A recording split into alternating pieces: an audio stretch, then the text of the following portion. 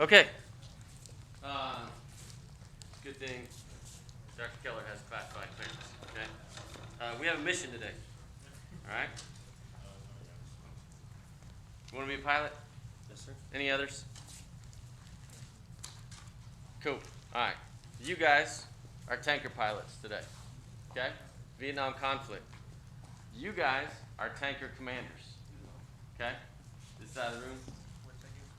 Tanker commanders. You guys are in charge of him or her. Okay. Tanker pilots, tanker commanders. Good? Okay. Here's the scenario. Vietnam conflict. If you don't know, that's a KC-135 right there, the big silver one. This picture actually looks pretty good up here. Let me show you how it turned out. Got tens of thousands of gallons of fuel on board. And as a refueling plane, refueling that's an F-105. Which was nicknamed the Thud, and then it was the largest single-seat fighter at the time. And then there's another one that's two-seater that's also F-105, but they called it the Wild Weasel. Has an electronic warfare officer in the back. So we'll get into that. Okay? You guys, tanker pilots, you're flying this KC-135. Okay? You're experienced. You got a lot of missions. Been in Vietnam a little while, flying your missions. You're based out of Thailand, so you guys are okay. All right? Generally, there's 4 tankers per mission and about 16 fighters, okay? And you guys today are the flight lead. That requires a lot of planning. That requires a lot of precision, okay? Following so far? Everyone's good? Okay, here's the mission. Generally what happens with the tanker is you guys are what's called an anchor, all right? We don't want you guys over enemy territory. Bad news, you're slow, you're basically defenseless. You get shot down, not good, right? Can't help the fighters get home, all that good stuff, okay? So what you guys typically do is fly near the borders. If it was further south, you'd probably be over the ocean, okay? But you fly in there, and what happens is the fighters come up, they take off from their base, they refuel with you guys as they get closer to enemy territory, go accomplish the mission in enemy territory, and then refuel on the way home and get home safely, if all goes well, all right? Again, F-105 had electronic warfare officers on board, some of them. They also, even though it was a fighter jet, it had a payload bigger than a B-17 from World War II. Okay, the thing is a monster, and it's badass. Okay? And then, as I said, you refuel on your way back to base. Everyone good so far? Here's the call you get. Okay, and commanders follow along because it's going to come back to you guys. All right. A fighter calls you. He says, I'm battle damaged, I'm leaking fuel. Pleading for you guys to come get him. Okay? Pilot says, I don't think I can make it back to the anchor point. Now, that pilot could bail out over Vietnam, over North Vietnam. Good outcome back then? No, not usually. All right? If they survive POW camp, usually not a good outcome. Okay? What the fighters tell you is that the surface-to-air missiles and machine gun fire has been suppressed in the area, at least for now. Okay? Here's the regulations and risk. You are prohibited from going over North Vietnam. You got 25,000 gallons of fuel. If a missile hits you, you are a giant fireball over North Vietnam.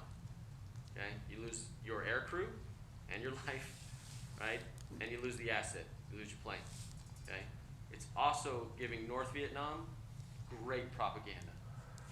Shooting down Air Force plane, getting a giant fireball, right? All right, tank pilots, what do you do? Connor? So we need to communicate with our commander?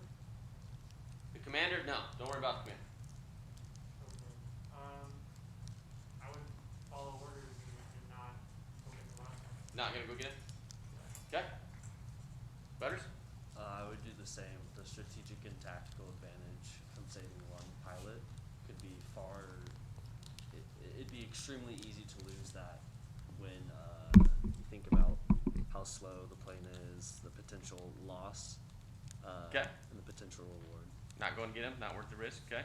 Brandon? That's the same thing. I feel the risk is just too high. I mean, you kind of pointed them all out. I mean, you're slow. You have an entire air crew, and if they get shot down, I understand it's one person, but I mean, you lose your entire crew. Okay. Lutz? That's what I was gonna say. I was like, it's not if it it's not just your life that's on the line if you go over there. Like, you're just talking about lives. It's also your whole crew, so. Okay. Rest of you guys? Where are we at? Orders are orders. Huh? Orders are orders. You seem gated if you come back and violated that, so. Okay. Is anyone going to get him? No? Kelsey, no? Nobody. Ramon? I thought about it just because he said the fire suppressed. Huh? I thought about it, Yeah? but I don't think so. No? Okay. Cedric? Nobody? Okay. Interesting. Alright. You guys have all made horribly selfish decisions. You follow the rules. You're right. Okay? You made the wrong decision. Okay? The crew took about 10 seconds and said, let's go get him. Okay? Is what actually happened. Let's go get this young man. He's actually going to be a brand new father. Okay? He's a young man. We got to go get him. You guys go and get him. Following along? Okay? So, despite the fact they all said they were going to follow the rules, they didn't. They go to get him. You guys hook up actually 30 miles from Hanoi in North Korea. Okay? What they could do actually at the time is a thing called manual boom latching. There's a hydraulic system, but they can do it manually. And it's a little more violent to disconnect and everything, but you actually hook up and it allows for a little bit of towing. So not only are you giving him more fuel, but you're bringing him back. Okay? And you're helping him out. He has to unhook, and when you unhook from that manual thing, it's actually kind of violent, like the whole plane shutters, right? Because they got to refuel the other fighters to get home. Okay? So everyone gets fuel. You land. The fighters land first. You guys land. The tanker lands at the same base. Okay? And the commander of the fighter base comes over and gives you guys a hug. Not you guys, since apparently you're all horribly selfish people who don't care about your fellow airmen. Okay? But comes over and he gives you a hug. Right? And he says, I'm going to recommend you. I'm putting you in for the Distinguished Flying Cross. You just saved a young man's life. Okay? Who's an expecting father. And saved the asset. All that good stuff. Okay? Feel better now about yourselves? Yes, sir. Like, that wouldn't be said if you had went and then got turned into a giant fireball. It'd be the exact opposite. You'd be Sure. deemed an idiot. Yeah. Yeah. I mean, I don't- You went against the regulations. You made a risk, right? They did. Okay? You guys are in charge. They went against the regulations, risked the airframe, risked the air crew, saved a guy's life. Okay? A couple days later, you guys go back to your base. Here's the commander. Calls you in. Asks to see you. Right? How do you guys respond? What do you got? I mean, if they did save them, then I congratulate them for doing good work. It's just, I still have to, like, bust their butts because they did break the rules. Okay, so say that again. So you're thankful he saved a life. Yeah. You're upset they broke the rules. Yeah. Okay, I'll take it. Brandon. Brendan. I think that decision would be outstanding. It would be outstanding and deserves nothing but like commendation. And Okay. the whole reason the rule exists is because it puts you at risk and your plane and your resources at risk. But if the danger is like at least temporarily averted, and then like you got several fighter pilots that agree and say, hey, if there's limited risk and you're able to use that and save a life, I think that's nothing but a positive. Okay, cool. I'll take it. You agree? You're nodding. Yeah. Okay, Michael, what do you got?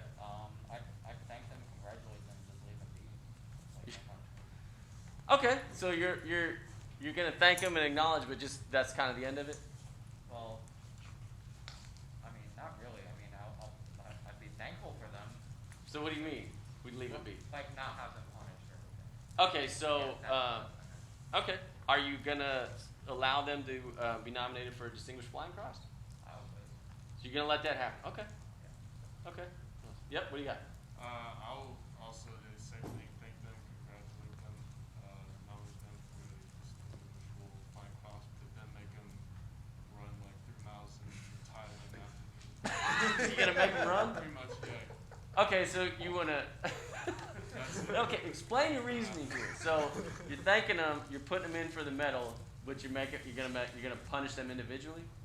All together as a group. Okay, you're gonna take the air crew. Yes, sir. Right, and actually, to be honest, it's your boom operator that said it first. The boom operator in the back of the plane spoke up, and within 10 seconds said, let's go get him. and the pilot, you as the pilot, you turned to your co-pilot, and they nodded yes. Okay, went and got it. Okay. Okay, I'll take it. All right, Freddie, what do you got? Same with the first one, where you drag the middle and still on the jump through regular rules. Okay. Okay. Who we got? Yeah. I feel like I would just sweep it under the rug and commend them for the distinguished cross. Okay. So you're not gonna put him in for the medal? I mean, I'm gonna put them in for the medal, but like them breaking the rules, I'm just gonna sweep it under the rug. Oh, that you're gonna sweep under the rug. Okay, so we're not gonna really acknowledge that. We're gonna acknowledge the good things they did, Yeah. and not. Okay, cool. Maddie, what are you gonna do? I would commend them. I feel like it's all about the intention. Okay. They tried to save the life, right? Yeah. Okay. Brandon? Yeah, I mean, my philosophy is if they accomplished it, if they were able to do it, they pulled it off, like, what's the point of me getting mad about it? Okay. They pulled off a pretty badass thing, they ended up saving a life, they gave a child a father in his future. I think that that's really commendable, and I would definitely give them a medal and not get on them. Okay, cool. I'll take it. Austin, right? Yeah. I'm gonna call you College Station from now. Yeah, I mean, I have a hard time thinking of what I would say if I was gonna be like, hey, y'all messed up. So, I mean, yeah, they pulled off something crazy good and saved someone's life. So, Okay. it's- Okay. Here, let's see. I think Brendan's deal. I want you to tell them there's no way in hell that you're putting him in for the medal.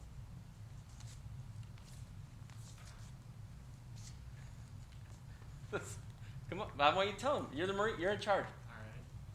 You, How does the medal process like work? Can I cancel out the other commander's suggestion, or do I have to put it in two? you're actually holding the paperwork for the Distinguished Flying Cross. The other commander gave it to you for you to approve. Okay. I'm sorry, but I cannot allow this paperwork to go through. Y'all violated. Don't say sorry. Okay. Tell them they screwed up and you're throwing their paperwork in the trash. I can't allow you to be rewarded and commended publicly for this stunt. We have these rules for a reason. If I award y'all right now for violating the rules, that sets a precedent that these rules are not to be followed, and that these rules do not matter. And not in the case of this rule, what about the other regulations we have? If they don't apply here, how can we be sure that they can be enforced and that they deserve to be enforced in other circumstances? For that reason, I will not be putting y'all through for this. But I think, well, I can't say that. You don't want to be nice or whatever, but Yeah. That's pretty much it. Okay, cool. All right, you just, yeah, I knew I called the right guy. Okay, I knew you, I believed in you, okay? I had faith in you for that role. Okay, I want you to ask him, sir, did your kid die? I want you to ask him. Stand up, ask him. So would you let that kid's father die out there, sir? I wouldn't have taken the risk that would have put the lives of another air crew and made their children fatherless. Actually, I like your improvisation, but I want you to tell him to get the hell out of your office. Get the hell out of my office. Okay. Excellent work. Good job. Okay. Did I change anybody's mind? Ramon, why? Yeah, you changed my mind. As soon as you said, like, within 10 seconds, they said yes. Say that again? Like, they said yes within 10 seconds. They said yes because the guy in the back said, let's go get him. And then looked to his co-pilot and be like, yeah, I feel like if I was in that movie, my pilot would have said yes too. What was interesting is one of you said no, and then all of you did. Yeah. A couple different reasons, okay, which is fair, but all of you said no, which I found interesting. Yeah, Ramon. And also, like, it's your risk. Like, yeah, there's rules, but you're the one that decides if you want to follow the rules or not. I mean, Yeah, it's your decision. You're the flight lead. Yeah. You're risking your own life. But look, that's your buddy out there. Even if you don't like the guy, that's an American pilot out there begging you for help. Okay, asking you, come get me. I'm not gonna make it. I But- feel like if like the rest of my like flight crew was like just standing by, just like watching me, I probably wouldn't like go get the guy because like I'm not gonna put their lives in danger. But like I guess you said like the boom operator or whatever like is the one that suggested it. So I feel like that makes it a little different because then it's like their crew. First of all, they're willing, but they were the ones that brought up that you should go. And like it's like okay, well if you're willing to, if we're all willing to, then. Yeah.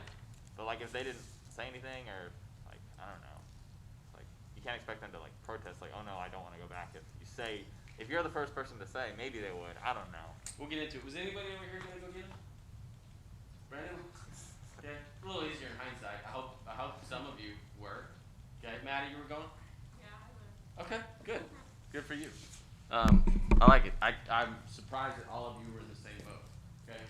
You guys did the exact opposite of what really happened. Okay? We got So I think looking at the situation like objectively and in a classroom is a lot different from like being there. Like until I can get you through. How long is pilot training? Yeah, 4 years. 2.5.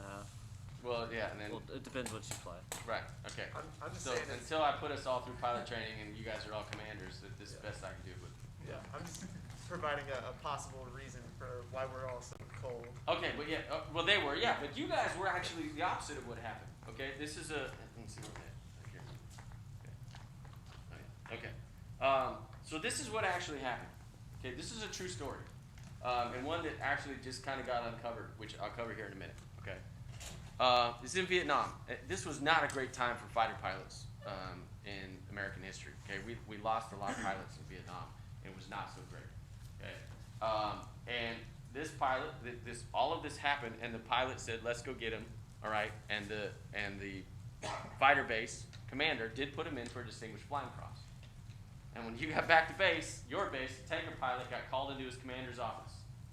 Right? And didn't really know why. Just gets called in, and as soon as he walks in, he knows something's wrong. Dude is red-faced and pissed off. Okay? And he said, you did the wrong thing, right? You risked it, and you shouldn't have. You broke the rules. I'm taking the paperwork right here, and he ripped it up in front of him and threw it in the trash and said, "You're going home." Okay? And the response of the pilot was, "Would you have let the kid die out there?" He didn't answer. Commander said, "Get the hell out of my office." Okay? And he goes and tells his crew, "Hey guys, we might be going home early." Right? And they were actually back on the mission board 2 days later. And nothing really happened. Right? And the tanker crew came home. He didn't get his medal. Right? There was no parade for saving a life. Nothing happened. Okay? So I was interested to hear your guys' perspective as to what you would do. And it's hard. You don't know, right?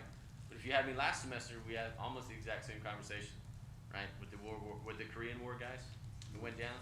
Okay? I can revisit that if you guys want. Here's what happens. Here's how you guys make decisions, all of us. Okay? First, there's awareness. Is this a moment that counts for me? This is a big moment. I can save that guy's life or not. I am now aware of that. All right? That's the awareness part. The reasoning. What should I be considering?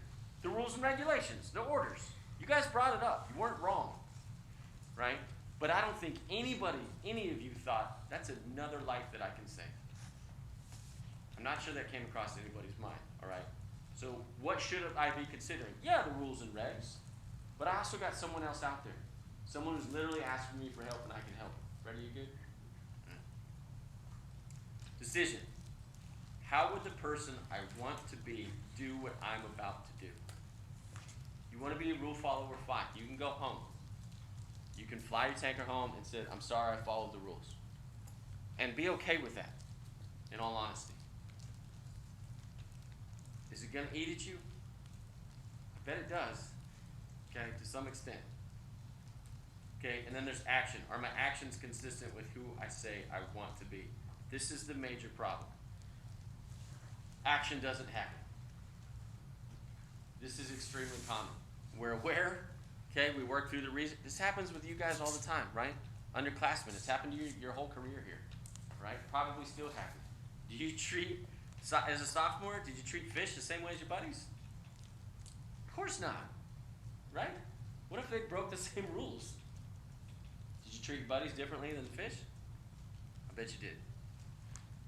Some of you didn't like your buddies. Fair enough. But unfortunately, this is what happens. There's an decision-action gap. You don't actually make the decision. All right? You guys made one. Fair enough. And you can live with it. All right? And you guys did a great job. You were like, hey, you saved a life. And you got away with it. Right? You guys are kind of pissed off, but you did it and you got away with it. So I'm going to be okay with it. Right? When you're working through stuff like this that is hard, and welcome to the real world, all right? This is all your careers, military, civilian, all this crap's gonna happen, okay? Hopefully it's not always life or death, right? Hopefully it's not. But this stuff happens, and people don't make decisions. Okay? This is Galen Sargent, Lieutenant Colonel. We actually just lost him at the age of 89 in January. Okay, he grew up in the Panhandle of Oklahoma on a farm. Animal husbandry is a major. Enrolled in ROTC. Got a commission. Went to undergraduate pilot training. Gene Kranz was one of his classmates. Anybody know who Gene Kranz is? Yeah. Apollo missions director. If you saw Apollo 13, okay, he's the guy in charge with the white vest. Was one of his classmates there. This story was lore. Because he didn't get the medal, because nothing happened, right? And this came about because my dad writes for a flying magazine. And through some other connections, they got told this story. And he got in touch with this guy, Colonel Sargent. And he asked him, why didn't you tell the story? Why didn't you tell people when you got home? His response was, I didn't want it to sound like bragging. I chose to go save a life. Pretty big deal. Didn't want it to sound like bragging. My dad asked him, he said, how'd you feel about your choice? His response, I sleep well at night. Okay? He knew, yeah, there was risk between my air crew, airframe and everything, but I had a choice to save a life. And I was good with that decision. He retired as commander of Strategic Air Command Combat Evaluation Group. He always thought that because of what happened, that he never got the rank of colonel because of that. Just kind of suspected it. Okay, still had an amazing career, but was always a little suspicious of whether that was always kind of held over him later in his career, which can happen. But did it bother him? No, pretty good with his decision. Okay. Questions? Yes, sir. Did the Air Force ever do something like afterwards that he came up with that story? Like, did they ever like give him an award or something? No. No. Yes, sir. So you said this was it was covered up for a little while, and then recently came out? It just or- wasn't ever documented as to, I shouldn't say it wasn't documented. No medal was ever awarded, nothing was ever put in as for him being heroic or, choosing to do that. Yeah, he went against the orders and regulations. Okay. But that was a decision that him and his air crew made to save a life. And this is not uncommon. These stories happen all the time. And so it was just Air Force lore? Yeah, until- it was lore in the tanker world that they'd heard that he'd gone, hooked up, and basically drugged this guy back over. In fact, my dad just sent me an email that wasn't, I don't think it's the same story, just got it today, I didn't have time to look, and he's not sure either. But there's a picture of a fighter pilot standing in a hole of his wing because a similar situation happened. Okay, plane was damaged, hooked up to the refueler, basically helped drag him back. Okay, and the hole is so big in the wing, the pilot's standing in it. Okay, they're trying to figure out if it's actually the same guy, but we're not sure yet. Other questions? What did we learn? What did we take away today? So you made me think, okay, so back in the situation of we are the pilots, you just got a call. One, I didn't know there was going to take just 10 seconds to go get the pilot, right, the fighter. Yeah, So I no, think 10 that's seconds to make the decision. Oh, okay. Yeah. All right. So being back in that specific situation, for all of us, at least for myself, I was definitely thinking, yes, he is a person, but like he is trained to be tortured, right? He's trained to, if he goes down, that's what, like he at least knows somewhat. Okay, right? And so I'm trying to justify it, right? Okay. Yes, you are. And yeah. then I'm also, Fair. I'm like, okay, I'm being trained, or I have been trained as a tanker pilot to take care of what I got in the back, take care of the people on board, but then as well as like all the fuel, all the extra supplies, all that, because we can help other people. Mm-hmm. And then as we're flying and we can make the decision to go get or not to go get this pilot, Mm-hmm. I totally went for the assets are more important, as Mhm. opposed to, doesn't the Air Force say that the people are always the number one priority, right? What is Correct. It? People first, Yeah. mission always. No, yeah, something like that. Anyway, and so then People first, that's- mission always. That's what it is. Yes. So I guess what I learned is that in that specific situation, I took value over assets than the pilot. So now, here, having heard everything, would you have still made the same decision, you think? I honestly don't think I would, Really? Okay. right? But I know that I would 100% regret it after. So, I think that's probably the most important takeaway. Is it gonna eat at you? What kind of person do you want to be? He could sleep at night because he made the right decision in his mind. He would probably not sleep as well at night had he probably for the rest of his days would have thought, I should have gone and got the kid. That's why the decision action gap happens. We don't make a decision, especially when it's hard. Okay? Yes, sir. I think my problem was I wasn't considering it from like the perspective that I would be there, in the sense that like I only thought about numbers. So like my thought was like he might die, or how many crewmen here. I never took into account that like other people could agree or disagree with my decision, only that there was going or not going. Okay. So when I like think about like if this was a scenario with people I know and everybody on board is willing to go, and it's like this is something they all want to do, and I think that would have changed my decision, as opposed to like somebody up here mentioned earlier, like people were like, no, I don't think this is a good idea, then I'm not going to forcefully put everybody else's lives at risk. Okay, If so you're all in agreement. another great point, and this is the also really hard part. Ready? Stand up, I need you. Here's the other hard part. You're going along with the group. What if the group's wrong? Right? Did any of you think about if you were the pilot, the fighter pilot? Did any of you, Brandon, is that what crossed your mind? Yeah, you're like, what if that's me? I'm alone, right? And I'm going down. And to be honest, I was smiling a little bit because our training back then for POW camp, we hadn't been through Vietnam yet. We had no idea how bad things really got. Okay, so the training for surviving that stuff was not nearly as good and efficient as it is today. We learned a lot from Vietnam. So, yeah, they're supposed to survive and all that good stuff, but outcomes were not good back then. Okay? But yeah, so Brandon, what made you think about the pilot, the fighter pilot? Nothing made me think about it. That's just my thought process. I was wondering, like, yeah, I was just thinking if I were able to go, if I were just on my own and I knew I was going down and I had people just around me who had the option to save me, like, and like they were saying, I can see like, hey, no enemy fire at the moment, like, help me out. Yeah, okay, cool. Ramon, did you have something? You were nodding. Well, I was gonna say, talk about that before you brought it up, but yeah, like, when you had the first analysis, I hadn't even thought about it from the other person's perspective, and then as soon as you said that guy was about to be a father, I started thinking about his perspective and how he's alone and he needs help.